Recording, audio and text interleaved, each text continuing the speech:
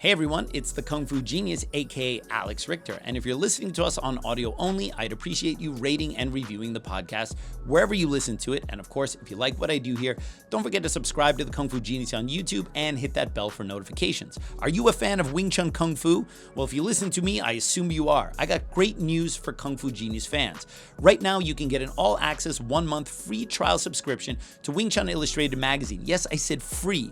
Go to WCInewsstand.com and register in the upper right-hand corner, fill in your email and password, and use the code KFG Trial to get your free trial to the issues from 2011 to the current issue. That's right, all the issues, even the one with this guy on the cover. My Kung Fu Genius column is in all the new issues, as if you need another reason to get this awesome magazine. Go get your free trial subscription today. For all that information, check out the description below. And with that, let's get started.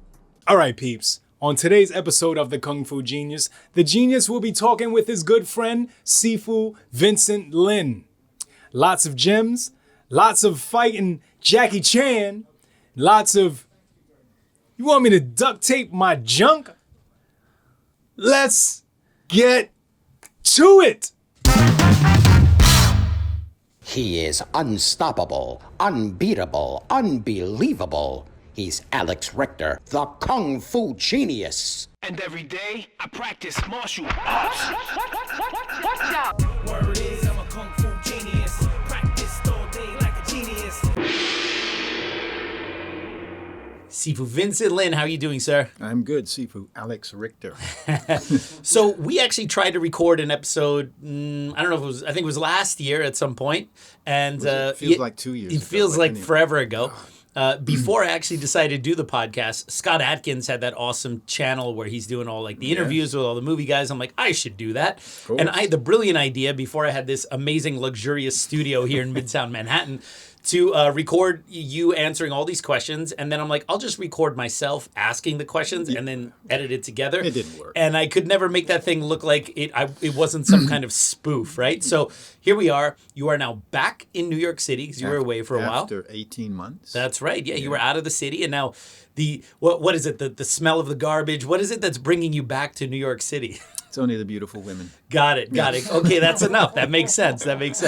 So you're here, and then, which is great because then I can actually just have you in the studio and we can have a proper go at doing this episode. So some people know you from your martial arts instruction, and probably I would venture to guess a lot of people know you from your films, and some people also now might know you from your Music. humanitarian work and your music. Yep. So you are going to be giving a concert soon. Is that true? Yes. Actually, it was supposed to be this month, but I postponed it because I wasn't sure what was going to happen with COVID. Right, So sure. we are going to, April 20th. Wow. 22. Incredible. And that's going to be where? Carnegie Hall. Carnegie Hall, right? Yeah. That's pretty impressive. Yeah. Very cool. So you play the piano and you're going to be doing original pieces? That's And great. of course, everything's based on this song that got nominated this year, Just Imagine People United, featuring Melissa B. Wow. And the actually Grammy announcements are tomorrow. So Wow. we're all, keeping our fingers crossed. See how Sure. it goes. Yeah. Well, that's great. And you're also doing humanitarian work, you've been doing it for a while, actually. But 6 years. 6 my years, 6 years. Non-profit, We Can Save Children. So that's, taken me all over from East to West Africa, all through the Middle East. Right. And you have a book, too, that I just got. I haven't had a chance to look at it yet. But I can really depress you. If you That's right. You can have your Kleenex close to you. Right. Yeah, called Childhood Lost. That's on Barnes & Noble and also on Amazon. And I just actually finished the follow-up book to it, which I'll release next year, called Generation Hope. Because, childhood loss is so... Well, it's the reality of children facing, famine, poverty, conflict. Right. So wanted to follow it up with something a little more optimistic. Right. Yeah, Right. so- Sure. Great. Having put that aside, Okay. I assume most people who are here listening to this podcast they know you from Operation Condor, fighting Jackie Chan, and doing all of these great films. So I thought, why don't we go through your IMDb, kind of movie by movie, and then we can talk a little bit about each of them. And I do know I need a drink of lemon water. we're going to get started, especially when we get to what I consider the crowning achievement of your career, which is robotics. Oh, he did it again. We'll get to that. And he did it live. So, according to IMDb, According to IMDb, don't believe which, yes, anything you ever read. I'm telling you. That's right. Except my book. The first movie on your IMDb is a movie called Code of Honor, and it's got And I Chow think that was Chow Yun-fat, Yeah. right, but- So, are you actually in that movie? No, that was 1987. I wasn't even in Hong Kong yet. So I mean, how did- I'd been to Hong Kong, but I wasn't there for film. So how do these things happen? Is this like there's another guy in that movie who looks like you, and then somebody was just like, that must be there's Vincent Lyn? There was no other Vincent Lyn. Yeah. There was a Vincent Lyn. K-L-Y. No kidding. Yeah, K-L-Y-N-N, I think. And he was actually in that film. Oh, is he from Cyborg? He was the film in. That's he was right. The lead villain in Cyborg. Yeah, that guy was Vincent super Lyn. with the eyes Yeah, and everything. I yeah. remember that because I recently watched Cyborg, and I'm like, whatever happened to that guy? And then I saw his name, and I was like, whoa, what's going on here? Yeah, I know. He's like some bizarro world version of And you. he wasn't in Code of Honor either. No. So, yeah. Shout out to Vincent Lyn, villain of Cyborg. Okay, so then after that, well, there's another movie called, well, technically the first one's called Brotherhood, which is 86. Yeah, even earlier. Even And earlier, that's, so that definitely couldn't be you. Danny Chan, maybe? Danny Chan, yeah. Yes, Yeah, okay. yeah. So when did you first go to Hong Kong? Like, what was your how did you get the chance to go to Hong Kong basically to make movies? Or did you go there for another reason and then stumble into movies? Well, no, actually, I the first time I went to Hong Kong was 1983. And I actually met with Shaw Brothers then. Wow. The famous producer, Lock Yi Ling, who's produced lots of Shaw Brothers and films after that age of Hong Kong cinema. Sure. And I was originally supposed to be signed on a 3-picture deal back in 83. So this would have been even before Cynthia was there with, Wow. Which was 85, doing Yes, Madam. Right. And it didn't work it out at that time. But I returned in the spring of 1988, and that was to do Tiger Cage, which I think is the film after. Yes, it is, and so Thank God. So finally they didn't have 3 more movies of Vincent Three's in a there, right? charm. It's a charm. Got it. So you already had Tiger Cage then before you went to Hong Kong. Then I assume. So you went there specifically to do that film. No, I didn't. I mean, I did, but it was because a photographer here in New York called Zan he was quite famous at the time, and he was shooting a lot of modeling stuff with him. And he just basically, said, "Have you ever thought of going to Hong Kong to do film?" And I said, "Well, hasn't every martial artist?" Right, sure. But so he, long story short, he put me in touch with an art director.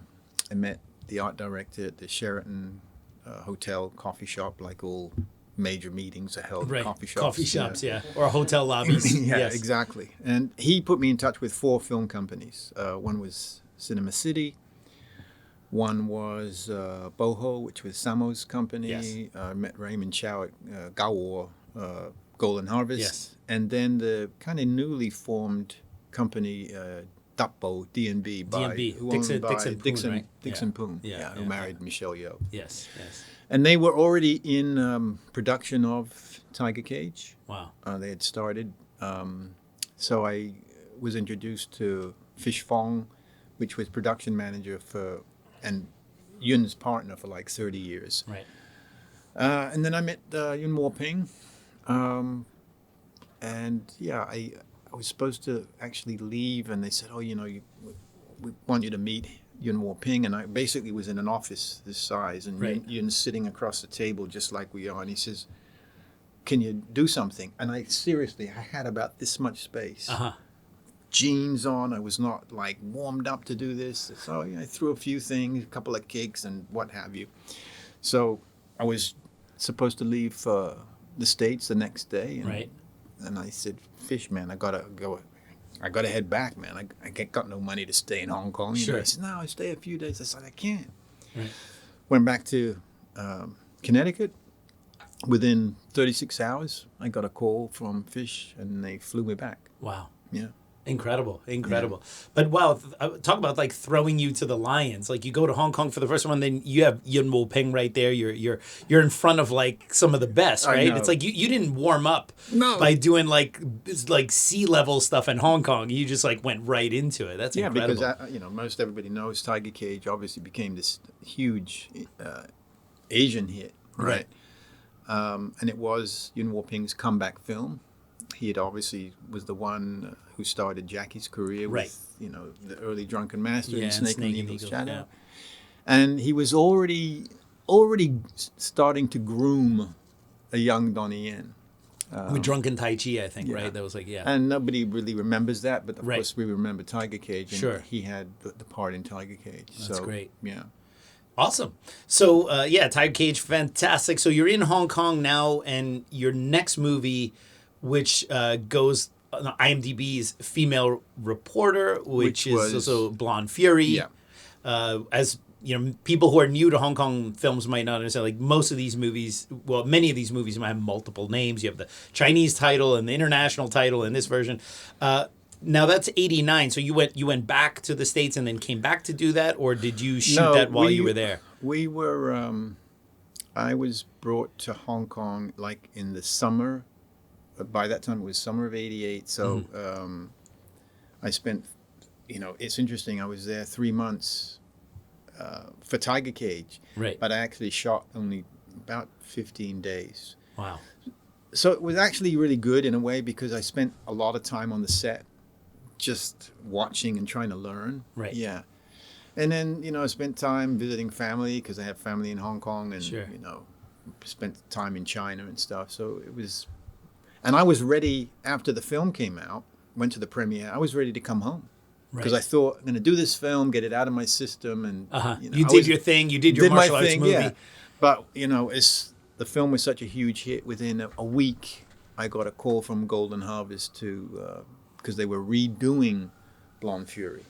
Redoing it? Oh, you mean they had already initially shot it, but it just wasn't? Because the original director was Man Hoi. Oh, okay. And the movie got shelved for a year. Interesting. Yeah, and they brought Yun Kwai, Corey Yun, to kind of beef up the film, add more action, add the end fight scene, and so they needed a couple of extra Kwai Lo, foreigners, Western. So they brought me and Jeff Falcon on. Incredible. Yeah. So I know that's an amazing fight scene you have with Cynthia. We have the poster here at City Wing Chun, which was awesome because you brought Cynthia here to City Wing Chun. You both signed it, so I have that poster signed by both of you. The fight scene you have with her there in that warehouse, you're like between those shipping containers. I remember there was a story about her having to kick you in the groin. Yeah, thank you. And she didn't say kick me in the balls. Can we say that? And so, not to make you relive any trauma, but it's a famous story. It's a famous story, but like let's talk about the Hong Kong film safety protocols and how they padded you up for this groin kick. Yes, well, she does her famous, scorpion kick. Right, over the back. Over the back. So she hit me with that. And then from that, she kind of inverted the kick into a scoop kick, right? To the groin.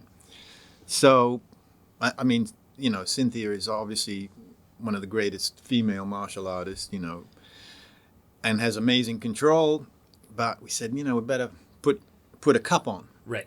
But, of course, Yun Kwai is saying more power, those famous two words you always heard on a film, more power, right? So she brings a scoop on, it's like, oh man, that hurts.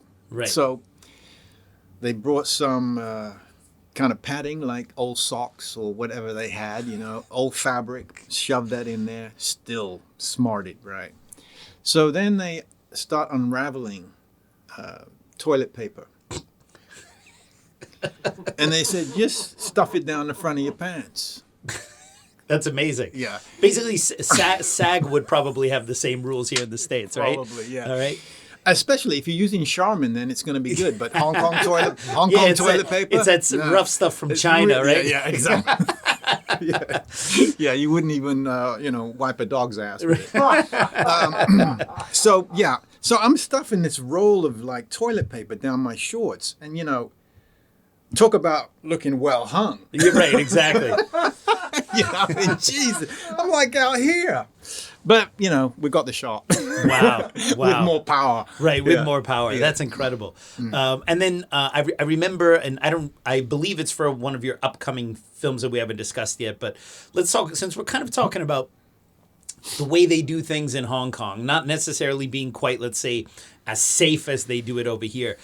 There's a scene you did, I think we're talking about Outlaw Brothers, with something had to do with a wire, or maybe it was still Blonde Fury, where you get kicked off and they have to pull you with a wire. And That was Outlaw Brothers. Outlaw Brothers. But they boy. decided to test it first, or you asked for them to test it before I you did. asked them, and actually, I got to thank my Hong Kong, Guaylo brother.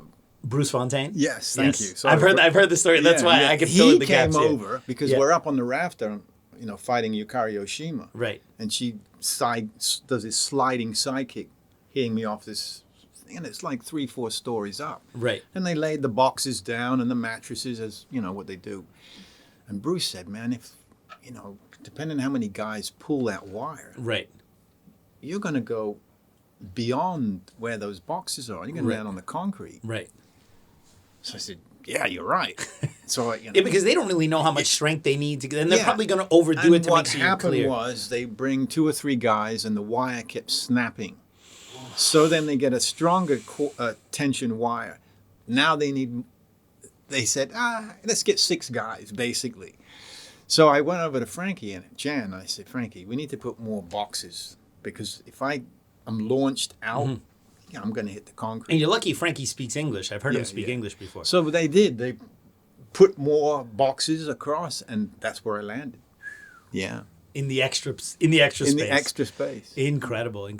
Now, most of these fight scenes, so how is the choreography done in general? Do you rehearse these things and then go in and shoot it, or do you basically kind of rehearse it like you show up and then you're told how you're going to do it and then you just kind of do it? How much prep time do you actually have in creating these fight scenes? Like, do you even know what you're going to do on the day you show up, or do No, they just tell you don't what know to what do? you're going to do on the day.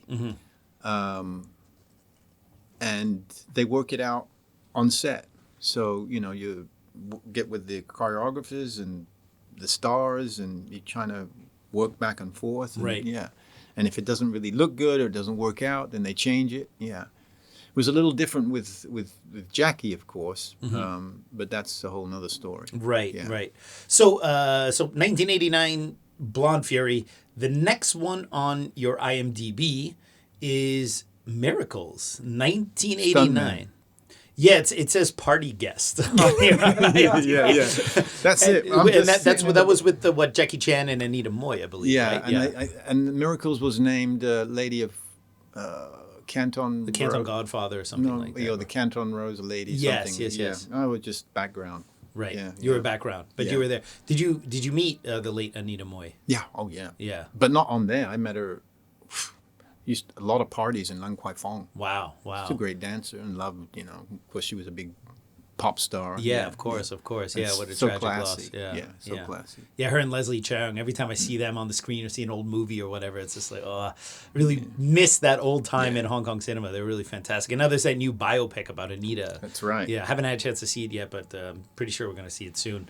Okay, so you were an extra in that movie. And then the next movie, and these are great titles, by the way. These almost seem like OnlyFans video titles. The next one is 1989, Live Hard. The guy who's laughing in the background is from Notting Hill. Sorry, mate. Live Hard. Live Hard. It says What a title. Terrorist / explosives. Yeah, that was your well- title in that movie. So you were explosives in that movie? Yeah, I or- was explosives. Right, Yeah, got it. or explosive. Right. But there was of course Yam Dat Wah I got to work with again. Simon Yam. Interesting thing I should bring up, because I became quite close with Jackie Jung Hong Yao, Yeah. and Yam Dat Wah Yes. from Tiger Cage, and I always remember Simon, saying to me, he said, "Look, no matter what film role you're offered in Hong Kong or any job, modeling or anything," he says, "never ever, even if it's 1 day or 1 hour, never turn it down." Right. And I said, "Okay, he said, and I'll tell you why. He says, because it's not going to last. This time, this surreal time of filmmaking is going to end at some point. He was right. Yeah, absolutely. Yeah. Yeah, and he's still managed to remain quite prolific, and maybe because he's always kept out there. And I listened to him. I never did. In Right. fact, the one time I did turn it down, I gave the job to a friend of mine who was visiting me from the States. Right. Yeah. And it was 3 days working with Samo. Wow. Yeah. Wow. Were there any films that you had the chance to do, or that you were maybe in the running that you either didn't get, or you had decided not to go for, that you, in hindsight, you wish you had gone for, or? Operation Condor was one. Uh-huh. Initially, I wasn't chosen. Ah. When they did the initial auditions, right in the beginning, they auditioned basically every Western actor at that time in Hong Kong. And there were two people who they didn't. I was one, and Mark Houghton was the other. That they didn't take you guys. Well, they didn't take us, and we went through the audition process, or Right. jumping through hoops, and it was like the most craziest audition of any film I had ever done. It's funny you use the phrase jumping through hoops, because when I think of an audition for Jackie Chan, I imagine people actually jumping through No, hoops. we basically did, leaping over tables. I mean, crazy stuff. Right. Yeah. Wow. So initially, I didn't get chosen, but at the time, I was, really busy. I mean, I was working a lot. Right. Yeah. What was that like? Was Jackie actually there for the audition? No.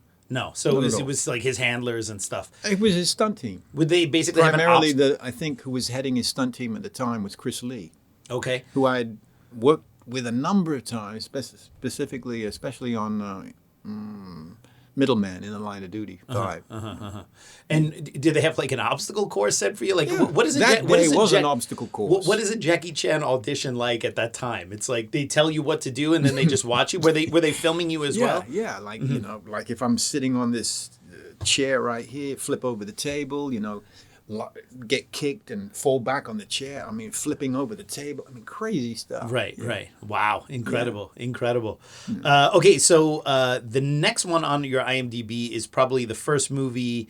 Actually, it's probably not the first movie I saw that you were in, but this movie I saw as a teenager. I don't forget Live Hard, man. That was the time I got to meet Wang Lee, my favorite of all kickers in the world. Oh, wow. Wow. What was that like? Did he... Amazing. Is it intimidating? Yeah, because he came up to me, and he's such a ladies' man, too. Really? Yeah, oh yeah.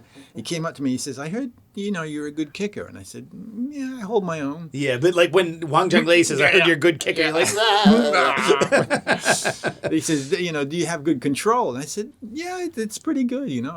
We threw some things back and forth. So, yeah, I mean, and I idolized him. Yeah, he's amazing. Oh, my God. He's absolutely amazing. Okay, so the next movie I saw as a teenager, I remember I got it in Seattle. I think I either got it at Scarecrow Video or I got it in Chinatown. When I saw this movie, it was one of my favorite action films. Which one's this? Is Outlaw Brothers. Because I just remember seeing like the action set pieces, because up until that time, I mean, it's in the mid-90s when I saw that, so I was pretty new to Hong Kong cinema. The only time I had seen modern action with like martial arts and stunts was like the Jackie Chan movies. And it was the first time I'd seen like a non-Jackie Chan movie where like the quality of the stunts and the martial arts action was still very, very high. And I was like, wow. And of course I knew, Frankie Chan from Prodigal Son and stuff. So Outlaw Brothers... pretty amazing. Like that's like a pretty awesome Hong Kong film from that time. So how did you get that movie, and what was that like? After Blonde Fury, I auditioned to do a film that Frankie had come out with before Outlaw Brothers called Burning Ambition. And I was supposed to start that film. Then my mother got really, really ill. So I flew back to the States, and I was back like 3 months. So when I went back to Hong Kong, it was really like difficult. It was like, starting again. Yeah, like lost momentum, right? Exactly, lost the momentum. But on Blonde Fury, God, some of the days I thought Corey Yun hated my guts. There were some days I'd be there trying to get this action piece, and I couldn't get the timing, and man. And one day, Jeff Falcon and I was a night shot, and I'm trying to get this timing, and Yun. There's there in the warehouse, right? And Yun Kwai's sitting on the top of this rock, with a talking with a stunt man, and he's eating these shelled peanuts. And, you know, and I'm trying to get this thing. I couldn't get it right. And all of a sudden, boom, he throws a peanut at my forehead.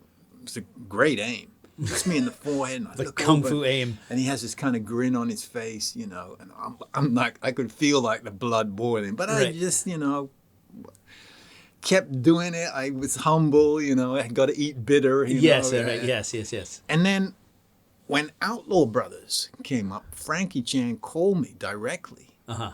And he says, I want you to come in. I'm doing this new film. So I went to his office. He says, I want you to be one of the fighters who fight Yukari Oshima. And I said, Wow. You don't want me to audition? He says, no, you don't need to audition. He said, I said, why not? right? He says, I spoke with Yun Kwai. And when he brought his name up, I'm like, God. He says, Yun Kwai said, you're one of the best, if not the best, Western actor to work with. You never complain. You never swear. You always just try your best. Right, So, right. Yeah, so that's how it happened. Incredible. Yeah. So that eating that peanut to the head, you had no idea, Yeah. helped you get that job in the future. Yeah, I think that, you know, we've heard stories about Western actors going to Hong Kong who are phenomenal martial artists, but they had a little bit of that plucky Ego. let's say, ego, right? And they did one film and they were kicked out. Yeah. They got with- blacklisted. I know. Yeah. I'm not going to name any, but I know quite a few. I can name a few. Yeah. Okay. Yeah. Yeah, but that's a big problem because especially, you know, well, one, they're new to films and they're acting like they're the big star. And two, that's not how it works over there. It doesn't. Yeah. And it doesn't really work that way any place. Yeah, If you start acting like an ego, you're not a star yet. Right. You're just trying to make your way up the ladder, you know? Right. So, Right. So in Outlaw Brothers, there is a stunt which involves a car and involves, I believe, a pipe going through the windshield of said car. Is it was that correct? actually, was I driving the car? And Dan Mintz was on my right. I believe I was driving it. It was Frankie Chan throwing this bamboo pole. Bamboo pole. Through the window, Right. yeah. And so I said, damn, how is he going to aim and not... And they didn't change the glass on the Like windscreen. to the candy glass. Yeah. Yeah. It was the real deal. So Dan Mintz is starting to get upset. Right. You know, many of these guys got very emotional. You know, I Yeah. try to keep calm, and he says, you Right. know, we don't know how that thing's going to land. Man. Yeah, sure, It could sure. go through our face, you Right, know, or the right. glass everywhere. Did you just show up that day and they're like, okay, you're going to drive through and they're going to huck this bamboo thing yeah, through? that's what happened. So I need to talk to my agent. What's going on here? we said, is there something like we can wear to protect our face? Right. Like a helmet. Yeah, right. So the guy said, we'll give you paper masks. So basically he got like, you know, a piece of A4 paper and cut it out and cut out the eyes. I said, what is the point of us being in the car then? Because you're not going to shoot the reaction shot. Right. Otherwise you'll see these paper masks. He Right, said, right. You could have anyone. You could have, you know, Fred Flintstone in the car. Exactly. Right? So they said, no, you got to be in the car.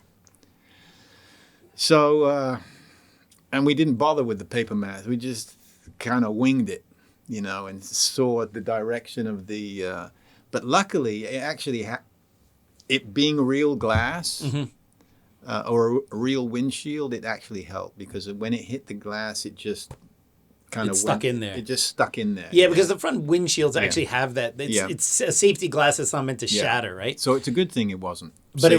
it went right into the middle, though, Oh, it right? went through the middle. Yeah. As you see, yeah. That's Yeah. incredible. And That's that actually, that evening, if you've seen that film, when it was actually a stunt driver, he turns the car and he's supposed to hit Frankie Chan. Frankie Chan bounces off the rear side of the car. 3 stuntmen went to hospital that evening. 2 stuntmen went to hospital that evening. right. One, they dressed up again, and actually Jackie Chan showed up that evening too. Wow, To wow. kind of, you know, to see what was happening. And Was that the first time you met Jackie Chan? no, I had met him. In February of '88 in the coffee shop of the it was the Regent Hotel, then, which is now the Intercontinental. Yeah. Coffee shop, hotel lobby. It's always the same. Yeah. Incredible. Wow. So that was probably the craziest stunt that they had ever asked you to do, or was there something? Well, then the other thing being thrown off the rafter. Yeah. Got it. But what would you say was the most dangerous stunt you have performed? Was it one of those two? Yeah. Like in your whole career? Well, probably. Well, yeah, probably. Obviously, the stunt in Operation Condor. Operation Condor stuff was pretty. Yeah, because gnarly. because actually I got injured in that one, whereas Right. the others I didn't. Got it. So I guess you weigh up which is more dangerous. Yeah.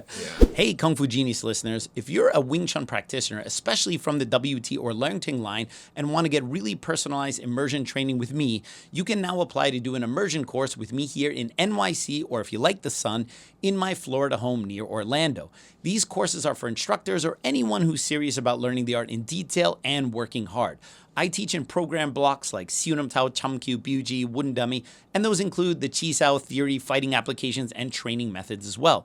If you're really serious about learning Wing Chun, check out the link in the description below to find out about applying for a spot. For those of you who are not quite ready to do full private immersion training, you can also apply for a spot at either our winter or summer intensive training camps.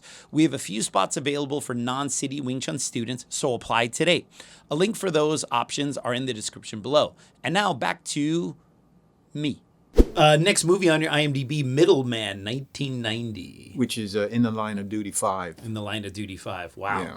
So, any stories about that one? Well, yeah. I mean, I think I'm the only. And let me put any stories you could tell on the podcast. Oh, I should. Oh, yes. I have to. I have to. So I show up to Seoul. The movie had started already. I had been chosen to do 2 films. It was either, and I actually had to pick because they were shooting at the same time, is either doing Middleman in Seoul, or is another film I don't remember that we're shooting St. Petersburg, Russia. Mm-hmm. So I show up in Seoul, and they had rented the whole floor of the hotel, right? And the producer says, we don't have any single rooms. Do you mind if you share a room with another actor? He's a model they brought, American model they brought. I think they modeled for Ford, and he was brought in from Singapore. Okay. So I said, no, I don't mind. So I get to the hotel, and as I'm walking down the hallway, the room's all the way to the end. But every room, the door's open. So as I'm looking from left to right, but there's women in every one, Korean, young, in every single room, right? 2 or 3. I said, wait a minute, which film am I working on? So I get to the end, I knock on the door, and as the door opens, he says, "You must be Vincent. I'm Peter." The model? Yeah, Got it. yeah, of course. But it was cool, he was really cool, and he had the most amazing clothes. And in fact, one night I was in the room and I was trying on some of his clothes, and he walks in. I'm like, "Oh man, I'm trying on your jacket. I'm sorry." He says, "No, you look so beautiful. You can wear any of my clothes." And he really had some amazing stuff. And, wow. and we, we're the same size and everything. Right. So. So there are potentially photos of you out partying in Seoul wearing some crazy clothes? Yeah. The problem is that the next morning I go to breakfast. Okay. And the mama-san is sitting, and all the stunt, and it was many of the Jackie Chan stunt crew.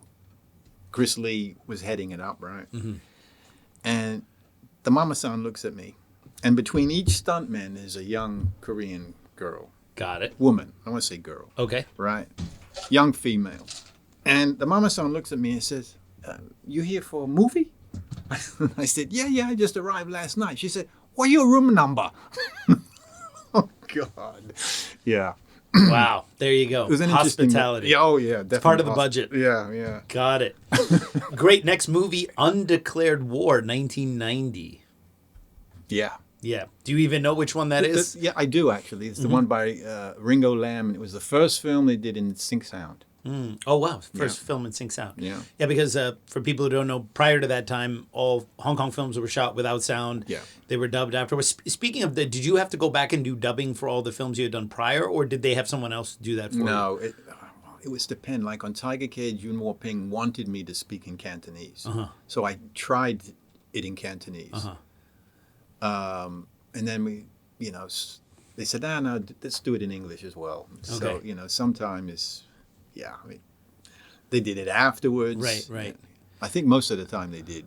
And what was it like working with Ringo Lam, the late Ringo Lam? He's kind of legendary director from Hong Kong. I can't really say it was because my role was so kind of minor, so... Yeah, you're a bodyguard / terrorist. Yeah. You got a face of a terrorist. Yeah, really. But, it was great because working with, obviously, Vernon Wells, who was from The Road Warrior and Inner Space, and there were some really, really, really funny stories from these guys, because they came from Australia to do this film, and they were working actors, right? And here we were kind of in this surreal golden age where we were just working like film after film after film, and plus for me, I was signed with Elite, the modeling agency, right? It was the top modeling agency in the world. So if I wasn't doing film, I was doing TV commercials, runway stuff, and also I was signed with Polygram Records, so I was writing for Canto Pop stuff. So working all the time, and I remember guys from Australia said, "Do you realize guys would give blowjobs back in Australia to get the kind of work you get?" Yeah, I swear that's what he said. Yeah, so there you go. Yeah, of course. Crazy. Of course. Yeah, I think people don't realize how kind of prolific it was. It was surreal. It really was. Yeah, even in my limited interactions with people who've been in Hong Kong films, like especially people from the Shaw Brothers era who were on contract, like half the time when I asked them about movies they don't even really remember them because they did so many of them, and it was just they were kind of punching a clock and showing up. And what Yem Dat Was done like 150 films. Yeah, it's incredible. Incredible. Yeah. Then we have Point of No Return, 1990. Here, you've been upgraded to lead bodyguard. Thank you. That's with Go Fei, right? Yeah, so I'm pulling it up here. Looks...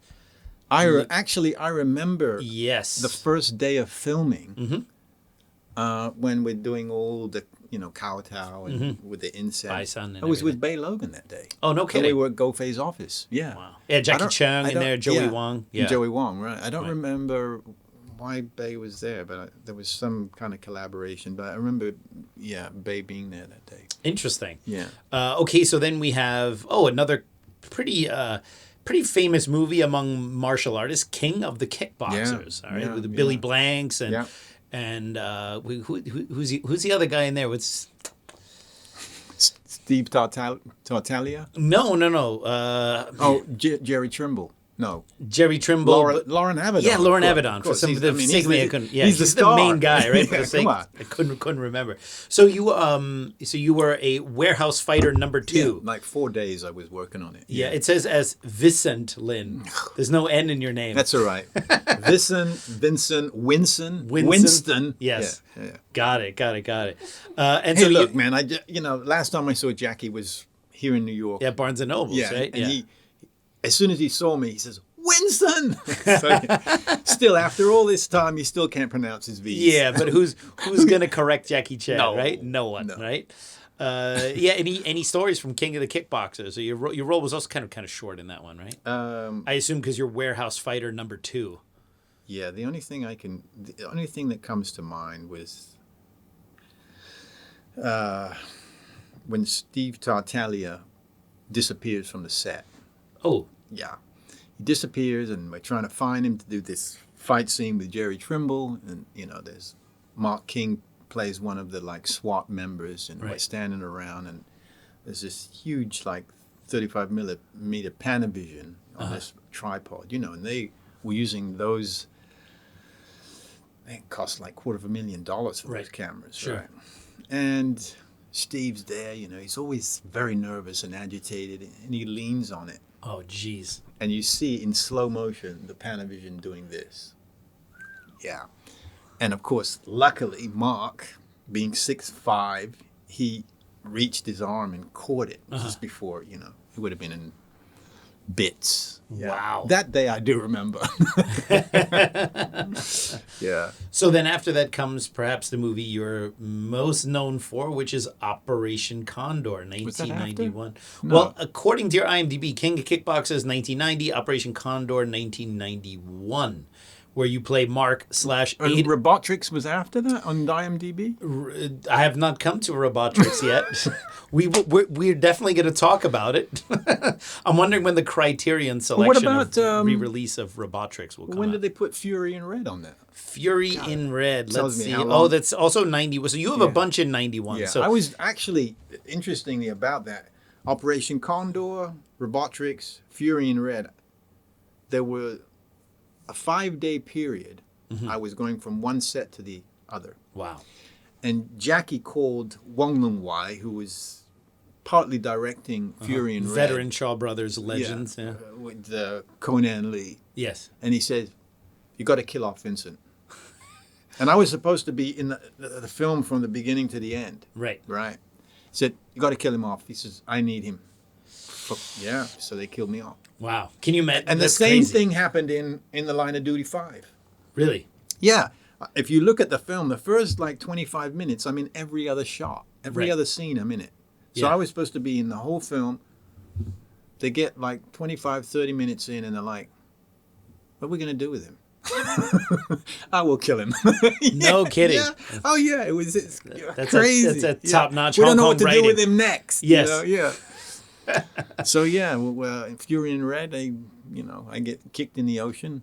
Right. It wasn't me, of course. Right. Kicked somebody, some stuntman in the So ocean. I always laugh sometimes when people overanalyze certain genres of Hong Kong films and they're like, what was the director's idea behind this scene here? And it's like, well, he maybe just got rid of that guy because they had nothing to do with him, right? That's it. And sometimes I think they overlook some of these things. So you're in the final fight scene with Jackie Chan, which Yeah. is an amazing fight scene in that big wind tunnel where you're basically flying and fighting. And it's, I think, one of the most creative fight scenes Jackie Chan One has of ever his, had. considered one of his top 10 Yeah, best. absolutely. At least in his book. And you're in there with him. So Yeah. what was that like? Obviously, it's not a real wind tunnel. You're on Right. wires. Yeah. But you got pretty banged up in that one, as I recall. Yeah, I did. We all got banged up. Yeah. And I remember the first day of shooting, the stunt team came over and for 30 minutes, we worked on this, 24, 30 moves back and forth. Right. Jackie showed us up on set. So this is like, 20 films later in Hong Kong, right? Right.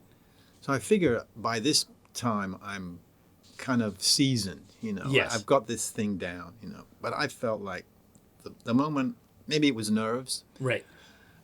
You want to do, you really want to impress him. You want to do a good job. And I felt like I had 2 left feet. Yeah.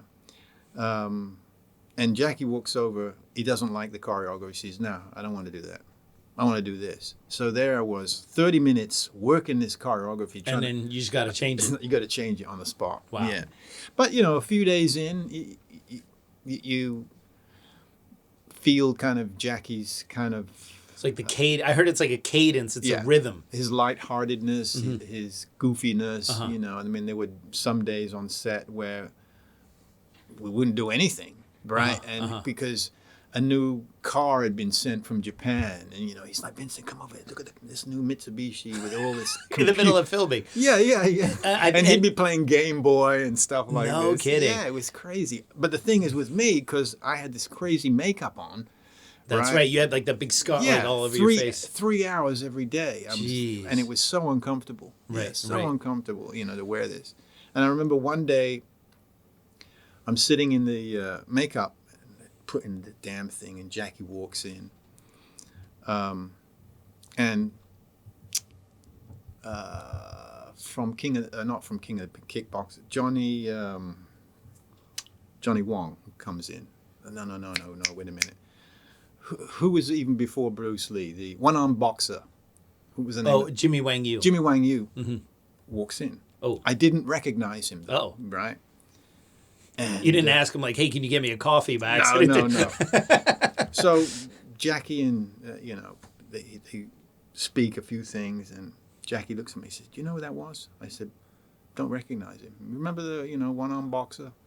Jimmy Wang Yu. I said, Wang Yu? I said, yeah, of course. He says, do you know who he is today? Yeah. Everybody knows. Yeah. I don't have to mention it. He's a big boss. Yeah. And then I saw him again. I met him. He was here in when New York a few years when ago. he did the Lifetime Achievement Award. Yeah. So that was Yeah, nice. but Jackie's very grateful to him because Jimmy Wang Yu got course. Jackie out of his contract with Lo Wei. So That's right. Yeah, famous story. Yeah, and between then two of them. the first 10 days of filming that, I had signed a 10-day contract. It took 10 days just for them to figure out the makeup. Wow. You know, Jackie would walk down and look at it. No, it's no good. Start again. You know, you got to make him uglier. He's too good looking to be a villain. That's basically. Real problems. Yeah, here. huge problems. Yeah, well, I heard Operation Condor was basically Jackie's like Apocalypse Now. It was way over budget. It was taking way too long. Filming disasters in the Sahara, Didn't a bunch of actors get in trouble? Like they were in a hotel and they were all doing things they shouldn't be doing. They were using the fake money, the movie money. Really? To buy stuff? And stuff. Local women of Marrakesh. Yeah, with fake movie money. Yeah, and the producer got arrested and got stuck in Marrakesh while the rest of the crew flew back to Hong Kong. Wow. But that fight scene you're in that was shot in Hong Kong. Though, all right? at Shaw Brothers. Shaw Brothers, the studio. Yeah, 'cause they have big studio for that. I think they spent $2 million on that set alone. Wow. Crazy. Yeah, for Hong Kong standards, that's absolutely crazy. Amazing. Yeah. For that time. Yeah. Wow. Incredible. Yeah. And so you whacked your head on one of those. Being catapulted through these harnesses, and so once again it gets back to, oh no, he's not moving fast enough through the frame. Let's get 6 more power. Yeah. So you get 6 more guys. So basically they had the whole stunt team pulling this freaking rope as I'm boom, And of course I didn't tuck my chin down and And you end up hitting your head on the plane or what? No, I hit my head, the back of my head on those wind slats. Oh, for the fans. Yeah. So, the slat cracked open, cracked the back of my head, and I'm hanging in the air like a marionette. Jackie's standing on the podium behind the camera. They pull me towards him. I'm standing there, moving back and forth. I put my hand on his shoulder, and he says, you okay? He says, because we're going to do it again in 15 minutes. I collapsed. Yeah. You okay? Take a 15 minutes. Yeah, they put some duct tape on the back of my head. To keep you from bleeding. Yeah. Wow, that's high level. Yeah. High level. You complained to SAG after that, Oh, right? yeah. No wonder I still have brain damage. So after Operation Condor, there is Fatal Recall, 1991. Even IMDb, it looks like the movie poster they have is like the Thai version of it, and you play Vincent. So I have a feeling that's actually you, right? Probably. Let me take a look here. Let's see what the great IMDb says here. What is that? Okay, so who's... I did a lot of films there. I don't even remember half of them. Yeah, so Alex Mann, let's see here. Fatal Recall. Most of these, I don't recognize most of these actors Okay. here. This could be one of them IMDb flubs. It could be. All right, so then we got Touch and Go, 1991. Don't know that. Don't know that? All right. Sounds like another OnlyFans title right there. Yeah, right? really. Then we got Fury in Red, Okay. 1991, where you play Winston. Yes, that is correct. Which just seems like someone just got your name wrong. Winston? Okay, Yeah, Winston, right? Yeah, I play actually the boss of a Vietnamese triad gang. Ah, Yeah. okay. Yeah. Did you have any fight scenes in there? Or, Yeah. I did. Yeah. Nice. Who's in that I movie? was throwing grenades and Throwing grenades. Yeah. That's amazing. Robin Shaw was in that, Oh, Robin Shaw. and Conan Lee. Conan yeah, Lee, right? Also yeah. George Chang. Oh, super Yeah. cool. Yeah. Okay. Oh, there was a really risky stunt I did in that. Really? We filmed in, like many films, was being filmed in a high rise that was in the process of being built. Uh-huh. Right. So they wanted me to jump down, grab the steel cable will be the new elevator shaft. So grab the steel cable and slide down to the next floor. Uh-huh. Yeah, with my bare hands. So they put duct tape. They taped duct tape. Duct tape. Seems like that's the answer to everything in Hong Kong. Yeah. They put duct tape in between the palms of my hands. and I had to reach for no safety net below.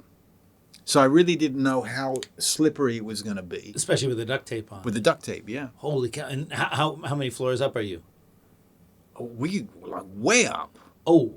Yeah. So if you miss that. Yeah, we were like 20, 30 floors up. Oh. Filming this. So, but wow. they wanted me to just slide down to the next floor and, kind of lasso myself onto the, crazy. That was crazy. But it worked, though. It worked, yeah. Wow. But that's one of those days. In the film, though, what really sucks is they see me reaching for it. Yes. And they should have just, kept filming from below. But so they see me reaching for it, and then they do the cutaway of me stepping onto the... So you could have done it in 2 takes in a safe way. Of course, without the duct tape. Oh, man. Yeah. Wow, that's crazy. Yeah. That was Unbelievable. crazy. That was probably the most dangerous. Yeah. So then I think we need to talk about one of the greatest... Perhaps the single greatest cinematic achievement ever in Hong Kong.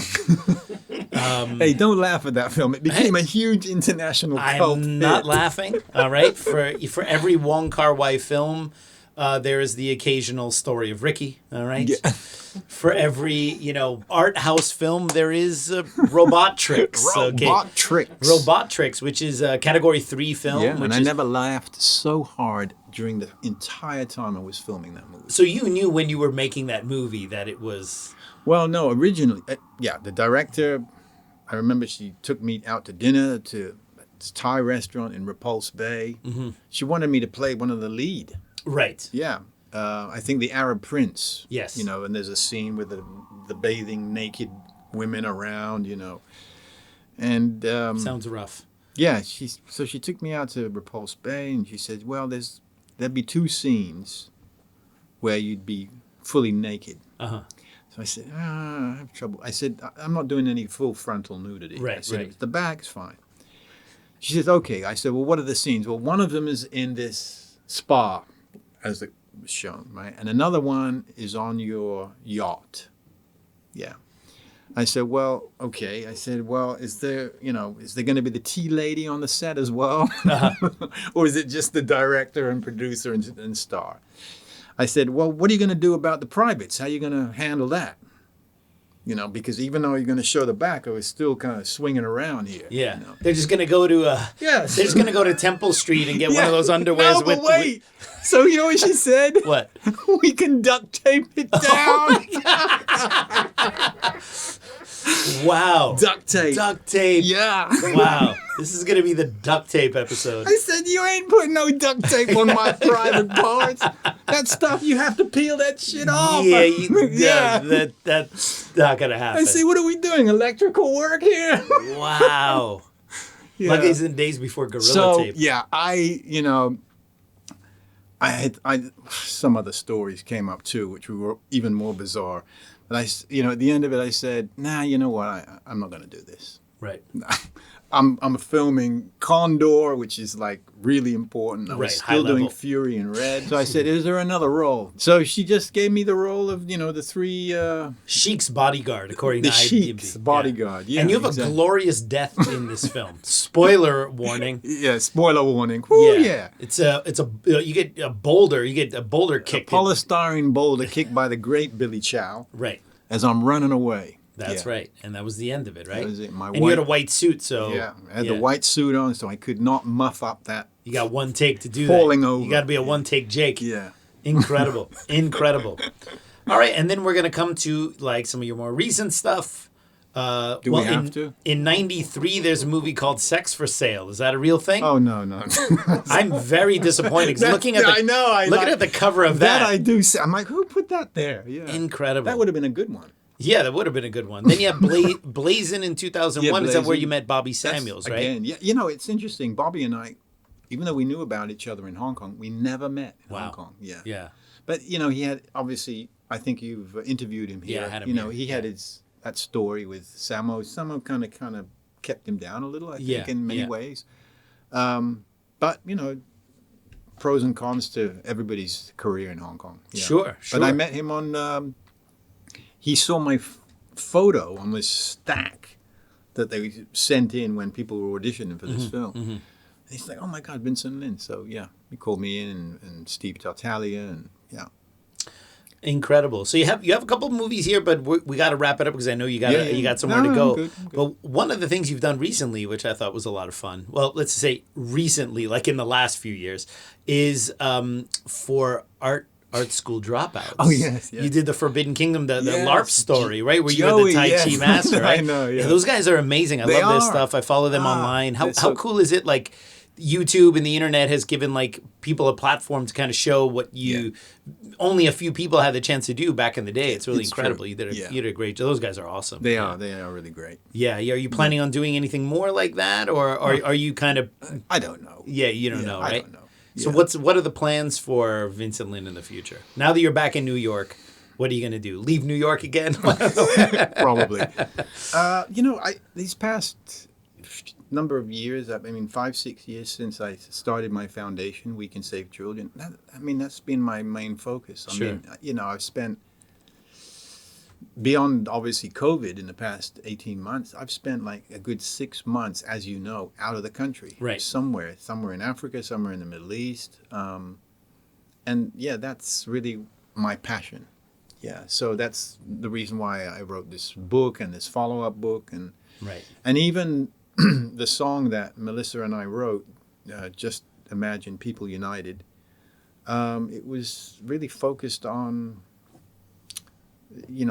doing humanitarian Right. work, Right. doing good things for children and so forth. Absolutely. So if people want to find out more about your humanitarian stuff, what website Just should go they to go to? wecansavechildren.org.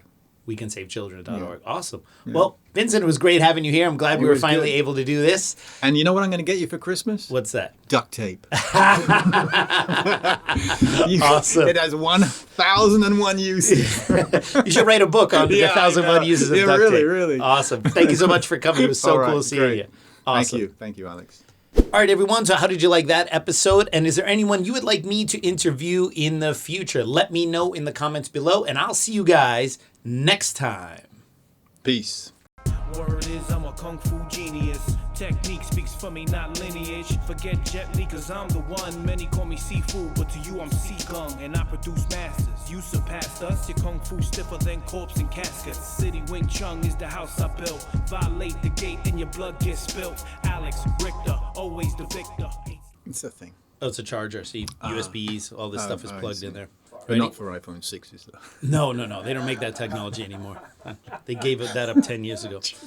All right, peeps. On today's episode of The Kung Fu Genius, the genius will be interviewing his good friend, Vincent Lyn. Oh, Sifu Vincent Lyn. Yeah, and also just talking, not interviewing. Sounds like some Talking. incarceration. He will be interrogating his good friend.